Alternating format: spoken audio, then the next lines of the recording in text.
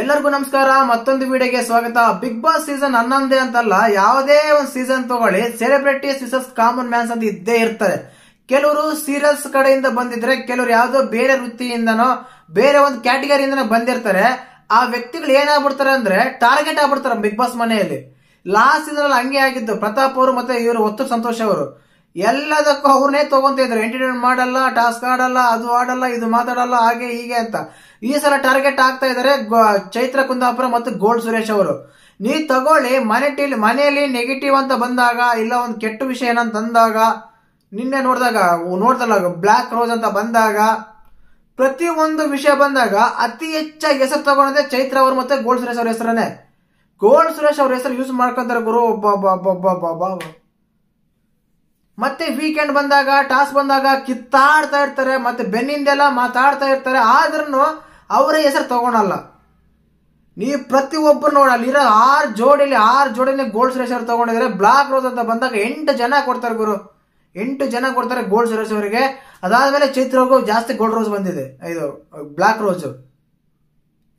ಇಲ್ಲಿ ಏನಾಗ್ತಾ ಇದೆ ಅಂದ್ರೆ, ಅವರೆಲ್ಲ ಒಂದ್ ಫೀಲ್ಡ್ ಇಂದ ಬಂದಿರೋರು, ಇವರೇ ಸಪರೇಟ್ ಫೀಲ್ಡ್.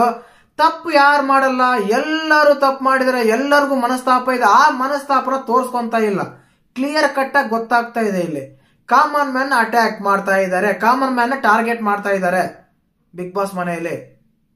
ಕಂಟೆಸ್ಟೆಂಟ್ಗಳೇ, ಇವ್ರು ಸಪ್ರೇಟು, ಇವ್ರ ಮುಂದೆ ಸಿಗಲ್ಲ, ಇವ್ರ ಜೊತೆ ನಾನು ನಟನೆ ಮಾಡ್ಬೇಕಾ, ಮತ್ತೆ ಈ ಫೀಲ್ಡ್ ಅಲ್ಲಿ ಸಿಗ್ಬೇಕಾ, ಇವ್ರು ನನಗೆ ಸಿಗದೇ ಇಲ್ಲ, ಎಲ್ಲಾ ವಿಷಯಕ್ಕೆ ಇವ್ನು ಹೇಳ್ಬಿಟ್ರೆ ಅವ್ರ ಕತೆ ಬಾಗಾರ್ದೋಯ್ತು. ಈಗ ಗೌತಮಿಗೆ ಆಗ್ಲಿ, ಅಲ್ಲಿರೋ ತ್ರಿವಿಕ್ರಮ್ ಮೇಲೆ ಆಗ್ಲಿ, ಭವ್ಯ ಮೇಲೆ ಆಗ್ಲಿ ಎಷ್ಟೊಂದು ಕೋಪ ಇದೆ, ಎಷ್ಟೊಂದು ಇದಿದೆ. ಅವ್ರ ಹೆಸರು ತಗೊಳೋದೇ ಇಲ್ಲ ಗುರು. ಗೋಲ್ಡ್ ಸುರೇಶ್ ಈ ರೀತಿಯಾಗಿ ಇಲ್ಲಿ ಸೆಲೆಬ್ರಿಟಿಯಲ್ಲಿ ಒಬ್ಬರು ಟಾರ್ಗೆಟ್ ಆಗ್ತಾ ಇದೆ. ಅದು ಧರ್ಮ ಗೇಮ್ ಮಾಡ್ತಾ ಇಲ್ಲ ಅಂತ ಹೇಳ್ತಾ ಇದಾರೆ.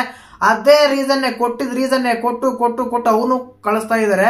ಬಟ್ ಇಲ್ಲಿ ಅದಕ್ಕಿಂತ ಕನ್ಸಿಡರ್ ಮಾಡಿ ಕೇವಲ ಈ ವಾರ 2 ವಾರನ ಧರ್ಮನ ಇದು ಮಾಡ್ತಾ ಇದ್ರೆ, ಕಂಟಿನ್ಯೂಸ್ ಆಗಿ ನೋಡ್ತಾನೆ ಬರ್ತಾ ಇದ್ವಿ ಗೋಲ್ಡ್ ಸುರೇಶ್ ಅವ್ರನ್ನ ತಗೊಂತ ಇರೋದು.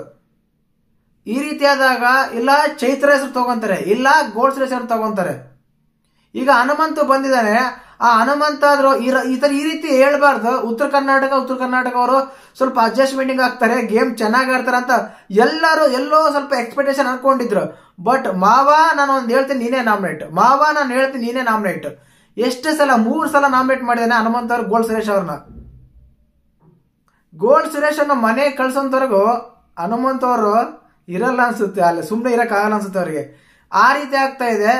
ಇದೆ ಎಲ್ಲರೂ ತಪ್ಪು ಮಾಡ್ತಾರೆ, ಎಲ್ಲರ ಆಟದಲ್ಲೂ ಲೋಪ ಇದೆ, ಎಲ್ಲರ ಆಟದಲ್ಲೂ ಇದು ಇದೆ. ಬಟ್ ಇಲ್ಲಿ ಟಾರ್ಗೆಟ್ ಆಗ್ತಿರೋದು ಮಾತ್ರ ಚೈತ್ರ ಮತ್ತೆ ಗೋಲ್ಡ್ ಸುರೇಶ್ ಅಂತ ಅನಿಸ್ತು ನನಗೆ. ಮತ್ತೆ ನಿಮ್ಗೆ ನೋಡಿದಾಗ ಯಾವತ್ತಾದ್ರೂ ಈ ತರ ಅನ್ಸುತ್ತಾ ಅಂತ ಕಮೆಂಟ್ ಮಾಡಿ. ಒಂದಂತೂ ಸತ್ಯ, ಎಲ್ಲಾ ಸೀಸನ್ ಈ ತರ ಆಗ್ತಾ ಇರುತ್ತೆ ಕೆಲವು ವಾರ. ಈ ಸೀಸನ್ ಅಲ್ಲಿ ಈ ವಾರ ಶುರುವಾಗಿದೆ, ಜೋಡಿ ಟಾಸ್ಕ್ ಅಂತ ಕೊಟ್ಟಿದ್ದಾರೆ.